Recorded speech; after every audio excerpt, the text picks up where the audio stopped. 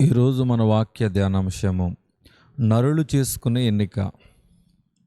యెహోవాను సేవించుట మీ దృష్టికి కీడని తోచిన ఎడల మీరు ఎవరిని సేవించుదరో నది అద్దరని మీ పితరులను సేవించిన దేవతలను సేవించుదరో. అమోరీల దేశమును మీరు నివసించున్నారే, వారి దేవతలను సేవించుదరో నేడు మీరు కోరుకునుడి.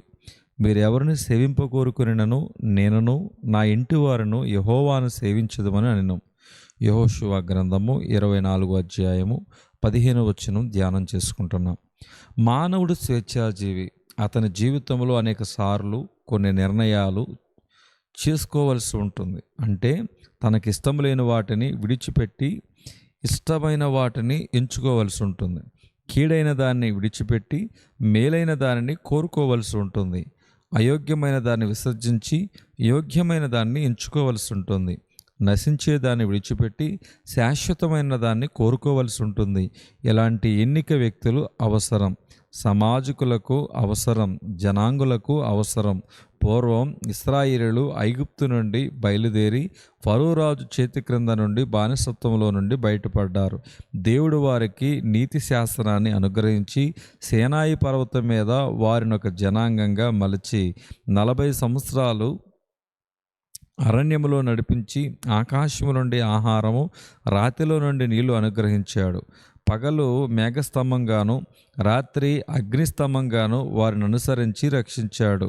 చివరికి వారు కష్టాలు గండాలు దాటుకుని పాలుతీన్లు ప్రవహించే కానాను దేశములో ప్రవేశించారు. అది వారికి వాగ్దాన దేశం. ఈలోగా వారి నాయకుడు విమోచకుడైన మోషే మరణించాడు. ఆ తర్వాత వారిని నడిపించిన యెహోషువ కూడా ముసలివాడైపోయాడు. ఇక ఆ సమయంలో యెహోషువ ఇశ్రాయేలు పెద్దలందరిని పిలిచి వారితో ఇలా చెప్పాడు: మీరు మిమ్మల్ని విడిపించి కాపాడి నడిపించిన నిజమైన దేవుణ్ణి భయభక్తులతో ఆరాధించాలి. ఆయా చిల్లర దేవతలను మీ మధ్య నుండి తీసివేయాలి. ఇలా చేయటం మీకిష్టమో కాదో ఈవేళ నిశ్చయం చేసుకోవాలి. నువ్వు ఎవరిని సేవించడానికి ఎంచుకున్నా నేను నా ఇంటివారు ఆ నిజమైన దేవుణ్ణే సేవిస్తామని యెహోషువ ఒక హెచ్చరిక చేశాడు. ఇది ఒక రకమైన ఎన్నిక, ప్రజలు చేసుకోవలసిన నిశ్చయం. అంశలకు ఒక విచిత్రమైన నేర్పు ఉన్నదని మన శాస్త్రాల్లో చెప్తారు. పాలను నీళ్లను కలిపి అంశల ముందు ఉంచితే అవి పాలను త్రాగి నీళ్లను విడిచిపెడతాయట. మరి ఇది ఎలా చేస్తాయో ఆ అంశలకే తెలుసు, మనకు తెలియదు. ఇలాంటిదే ఆధ్యాత్మికమైన నిశ్చయం కూడాను. కొంతమంది అనుకుంటారు, మేము సత్య మార్గంలోనే ఉన్నాం, మేము దేవుని భయభక్తిలోనే పెరుగుతూ ఉన్నామని.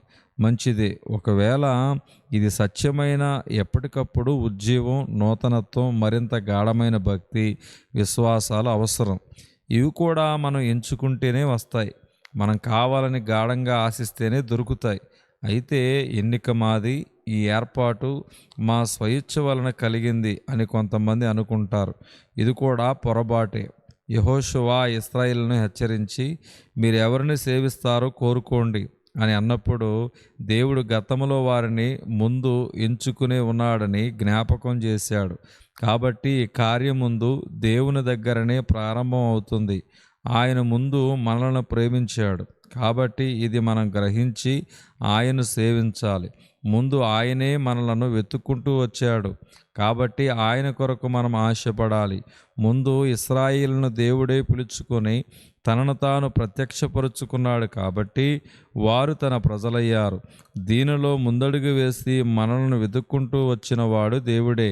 ప్రభువైన యేసుక్రీస్తు పొందిన ఆ శిలువ మరణాన్ని ప్రశస్తిస్తూ భక్తుడైన పీటర్ ఏమన్నాడంటే, వెండి బంగారముల వంటి క్షయ వస్తువుల చేత మీరు విమోచింపబడలేదు కానీ అమూల్యమైన రక్తము చేత, అనగా నిర్దోషమును నిష్కలంకమునగు గొర్రెపిల్ల వంటి క్రీస్తు రక్తము చేత విమోచింపబడితిరి.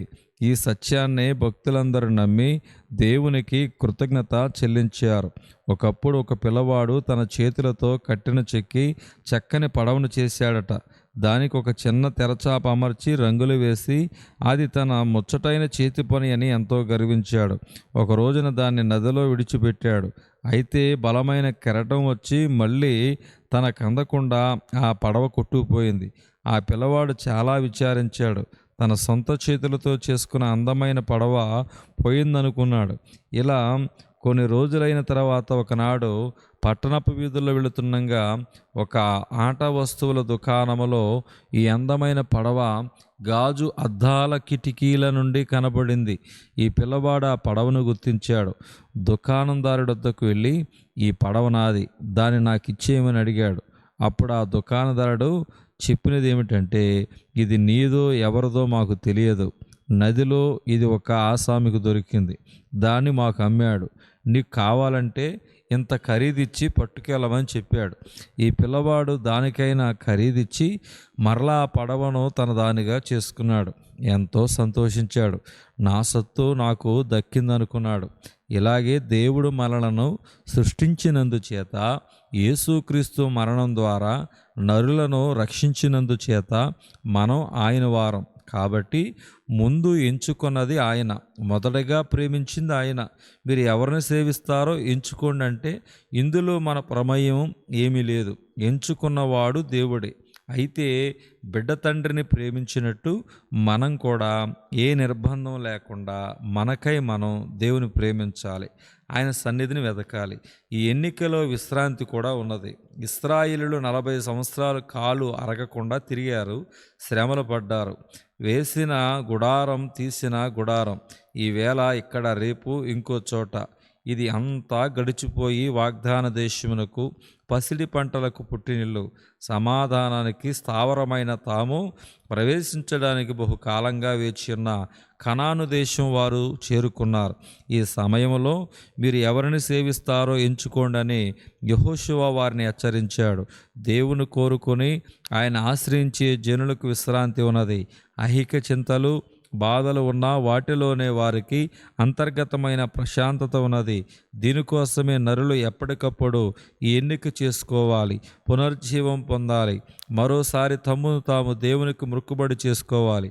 కాబట్టి ఈనాడు దేవుని స్వరం మనలను హెచ్చరిస్తుండగా, ఆయన హస్తాలు మనలను ఆహ్వానిస్తుండగా, ఆయన ఆత్మ మన హృదయాలతో మాట్లాడుతూ ఉండగా, మీరెవరిని సేవిస్తారో ఎంచుకోండి అనే హెచ్చరిక వినబడుతుండగా, దేవుని సన్నిధికి వచ్చి ఆ నెమ్మదిని, సమాధానాన్ని పొందే అవకాశం మనకు కనబడుతూ ఉండగా మనం నిర్లక్ష్యం చేయకూడదు.